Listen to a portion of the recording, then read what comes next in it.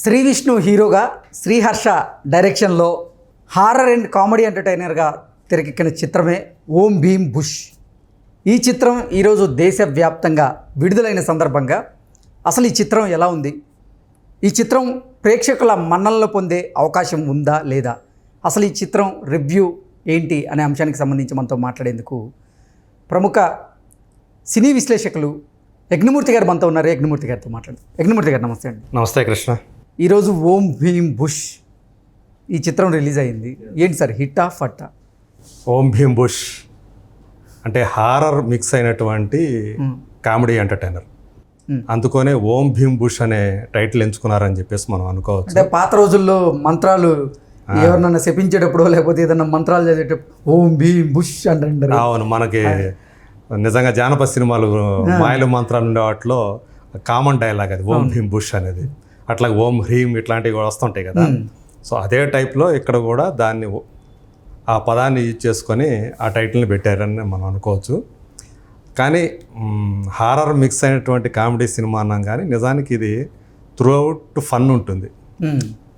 అంటే ఒక horror element ఉంటుంది, అంటే నెక్స్ట్ ఒక థ్రిల్లింగ్ ఎలిమెంట్ వస్తుంది అనమాట. ఓ నెక్స్ట్ ఏం జరుగుతుంది అని అనుకునేటప్పటికి ఆ భయంలోంచి మళ్ళీ కామెడీ వచ్చేది, ఫన్ వచ్చేస్తుంది.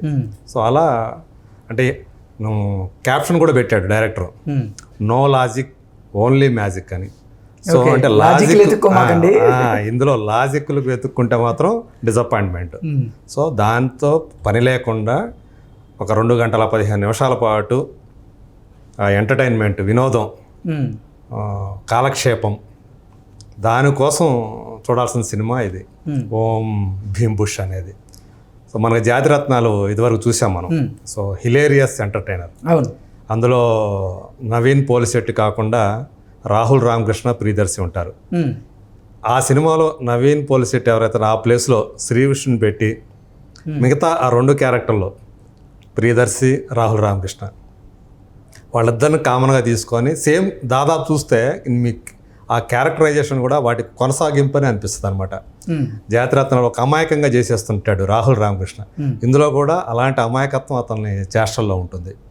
ప్రియదర్శిదేమో భయపడే మనస్తత్వం ప్రతిదానికి. అట్లాగే శ్రీ విష్ణుది వచ్చేసి ఏదైనా సరే వెళ్ళిపోదాం, దూసుకెళ్ళిపోదాం, తర్వాత చూసుకుందాం అనే టైప్ అనమాట. ఇలా ఈ 3 రకాలైనటువంటి క్యారెక్టరైజేషన్స్ ఫ్రెండ్స్. ఈ ముగ్గురు భైరవపురం అనే ఒక ప్రాంతానికి వెళ్ళినప్పుడు అక్కడ వాళ్ళకి ఎలాంటి పరిస్థితులు ఎదురయ్యాయి. సంపంగి అనే ఒక దెయ్యం, సో సంపంగి మహల్ అని ఒకటి ఉంటుంది. ఓకే, 400 సంవత్సరాల నుంచి అందులో సంపంగి ఉంటుందని చెప్పేసి అక్కడ వాళ్ళ నమ్మకం అన్నమాట. సో ఆ సంపంగిని వీళ్ళు ఎలా ఎదుర్కొన్నారు. సో యాక్చువల్గా ఒక నిధి కనిపెట్టడం కోసం వాళ్ళు వెళ్ళారు. ఆ నిధి వాళ్ళకు దక్కిందా లేదా, సో ప్రత్యర్థుల నుంచి ఎదురైనటువంటి ఛాలెంజ్ని వాళ్ళు ఎదుర్కొని దాన్ని సాధించారా లేదా, ఇది ప్రధానమైనటువంటి ఇతివృత్తం. దీన్ని బేస్ చేసుకొని సో సంపంగి మహల్ అంటే ఫస్ట్ హాఫ్, సెకండ్ హాఫ్ ఏదైతే ఉందో దానికి లీడ్గా ఫస్ట్ హాఫ్ ఉంటుంది.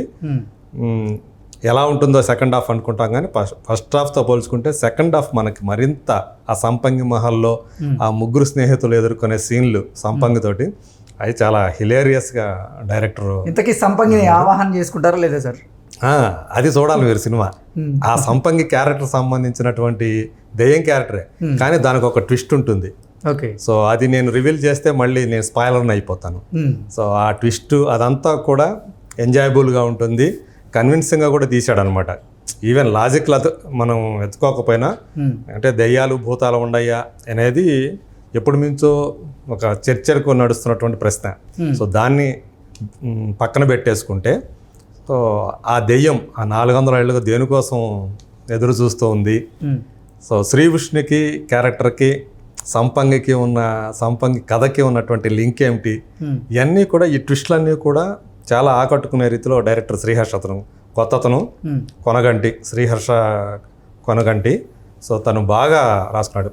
అంటే ఆ డైలాగ్స్ ఏవైతే ఉంటాయో ఆ డైలాగ్స్ కూడా కొన్ని సినిమా టైటిల్స్ని ఉపయోగించుకొని చాలా హిలేరియస్గా ఆ ఫన్ సృష్టించాడు డైలాగ్స్తో కూడా. సో అట్లా ఈ సినిమా చాలా వరకు నాకు తెలిసి నేను ముందే చెప్పినట్లు లాజిక్లు ఎత్తుకోకుండా ఇది ఇంత ఎందుకు వచ్చింది, ఇది ఏంటి, ఇది నిజంగా జరుగుతుందా అనే ఆలోచన లేకుండా మామూలుగా అయితే ఈ సైన్స్ వీటి మీద ఇంట్రెస్ట్ ఉన్న వాళ్ళకి వీళ్ళకైతే ఇలాంటి ట్రాష్ అని తీసేస్తారు. కానీ కాలక్షేపం కోసం వెళ్ళే వాళ్ళకి మాత్రం ఆ కాలక్షేపాన్ని అందించే సినిమాగా మనం దీన్ని చెప్పొచ్చు. వారం మొత్తం ఉరుకులు పరుగులు తీస్తూ వర్క్ ప్రెజర్తో ఉన్న వాళ్ళు వారాంతంలో హ్యాపీగా ఈ సినిమా చూసి నవ్వుకోవచ్చు, ఎంజాయ్ చేయొచ్చు దాన్ని. ఆ డైలాగ్స్ కానీ విట్టి డైలాగ్స్ అంటాం కదా, ఆ డైలాగ్స్, తర్వాత ఆ సీన్లో అతను చేసిన విధానం, నిర్మాణ విలువలు కూడా అంటే నాసిరకంగా కాకుండా బాగా ఖర్చు పెట్టే, అంటే ఎంతవరకు అవసరమో అలా ఖర్చు పెట్టే సినిమా తీసినట్టు మనకు అనిపిస్తుంది. ఎంఆర్ సన్నీ అని చెప్పేసి మ్యూజిక్ డైరెక్టర్. సో తను ఈ సినిమాకి ఇచ్చినటువంటి బ్యాక్గ్రౌండ్ స్కోర్ ఏదైతుందో, అంటే పాటలు ఉండవు కానీ బట్ పాటల్ని పక్కన పెట్టేసేసి హారర్ అండ్ కామెడీ మూవీస్కి ఏంటంటే బ్యాక్గ్రౌండ్ మ్యూజిక్ అనేది చాలా ఇంపార్టెంట్, థ్రిల్లింగ్ ఎలిమెంట్ ఉంటుంది కదా. సో దానికి బ్యాక్గ్రౌండ్ స్కోర్ బాగా కుదరాలి, కుదిరితే అది ఎన్హాన్స్ అవుతుంది అనమాట ఆ థ్రిల్ అనేది. సో దీనికి అట్లా సన్నీ ఎంఆర్ ఇచ్చినటువంటి మ్యూజిక్ బీజిఎం ఏదైతే ఉందో అది ఎన్హాన్స్ చేసిందనే, థ్రిల్స్ని ఎన్హాన్స్ చేసిందనే చెప్పాలి. సో అట్లా టెక్నికల్గా కూడా బాగానే వచ్చింది సినిమా. ఏంటి సార్, శ్రీ విష్ణు భయపెట్టి నవ్వించాడా, నవ్వించి భయపెట్టాడా? ఈ ముగ్గురు కూడా అంటే భయపెట్టేది సంపంగి. సో సంపంగి మహల్లోకి వెళ్ళిన తర్వాత వీళ్ళు ఆ యాంబియన్స్ వాతావరణం ఏదైతే ఉంటుందో, ఆ చీకటి వాతావరణం, ఆ బీజిఎం, సో ఒక్కొక్కరు ముగ్గురు 3 దారులు వెళ్తున్నప్పుడు ఒక్కొక్కరికి గుండెలు గుబేలు ఉంటాయి అన్నమాట. సో ఏమో ఎదురవుతుంది ఏంటి అనేది. సో వీటిని బాగా తీశాడు. ఈ ముగ్గురు కూడా ఆ క్యారెక్టర్స్కి వాళ్ళ ముగ్గురి ఫ్రెండ్స్గా ఆన్ స్క్రీన్ కెమిస్ట్రీ, ఫ్రెండ్స్గా వాళ్ళ ముగ్గురు కూడా శ్రీ విష్ణు, ప్రియదర్శి, రాహుల్ రామకృష్ణ బ్రహ్మాండంగా వాళ్ళ కెమిస్ట్రీని పండించారు. సో ముగ్గురు కూడా పర్ఫార్మెన్స్ పరంగా ముగ్గురు కూడా ఒకరికొకరు ఏమాత్రం తీసిపోకుండా, ఒకరు తక్కువ ఒకరు ఎక్కువ అని ముగ్గురే అన్నట్టుగా సినిమాలో యాక్ట్ చేశారు. అట్లాగే ఆదిత్య మేనన్, సో అతను ఒక హీరోయిన్ ఫాదర్గా అతను చేశాడు. సంపంగి క్యారెక్టర్ చేసింది ఎవరో కానీ ఆర్టిస్టు చాలా బాగా ఆ క్యారెక్టర్ని పండించారు. అట్లాగే ఆ హీరోయిన్గా ఆమె ప్రీతి ముకుందన్ అని చెప్పి కేరళ అమ్మాయి. సో ఆ అమ్మాయి అంటే ఆ అమ్మాయికి ఎక్కువ స్కోప్ లేదు, బట్ హీరోయిన్ క్యారెక్టర్కి సూట్ అయింది. సంపంగి క్యారెక్టర్ ఎవరైతే చేశారో వాళ్ళకి వీళ్ళతో పాటు ఈ ముగ్గురు హీరోలే. సో ఆ క్యారెక్టర్ చేసిన వాళ్ళకు కూడా మనం ఫుల్ మార్క్స్ ఇచ్చేయచ్చు. సో అంత బాగా ఆ క్యారెక్టర్ని పండించారు. సో అట్లా ఏ రకంగా చూసుకున్నా అంటే ఈ లాజిక్ అనేది ఒకటే మైనస్ పాయింట్స్ ఏంటి ఈ సినిమాలు అనుకుంటే, ఈ లాజిక్ లేనటువంటి సన్నివేశాలు, లాజిక్ లేనటువంటి కథ. సో మిగతా వరకు డైరెక్టర్ ముందే హింట్ ఇచ్చారు కాబట్టి లాజిక్ వెతకండి, కేవలం మ్యాజిక్ మాత్రమే చూడండి. మ్యాజిక్ మాత్రం నిజంగానే ఒక మ్యాజిక్ చేశాడనే చెప్పాలా. సో డైలాగ్స్ తోటి, ఆ సీన్స్ తోటి, సో మనల్ని కూడా సంపంగి మహల్లోకి తీసుకెళ్ళిపోయి, సో మనం సంపంగి మహల్లో సీన్సే ఆ సంపంగిని ఎదుర్కొంటే ఎలా ఉంటుంది అన్నట్లుగా ఆ లోకంలోకి మనం తీసుకెళ్లడంలో అతను సక్సీడ్ అయ్యాడు. ఓకే, డైరెక్షన్ ఎలా ఉంది సార్? అదే నేను చెప్పినట్టు, అదే డైరెక్టరు, ఇది డైరెక్టర్స్ మూవీ. సో ఖచ్చితంగా ఒక మంచి ఫన్ మూవీని, కొంచెం టచ్ ఇటువంటి హారర్ టచ్ ఇచ్చినటువంటి ఒక ఫన్ మూవీని మనకు అందించాడు, మంచి కాలక్షేపం అందించాడు.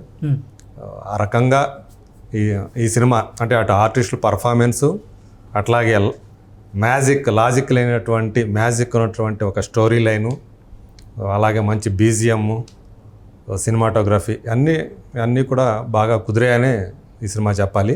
సో నేనైతే అవుట్ ఆఫ్ 5 3 ఇస్తా దీనికి. Okay, super, right.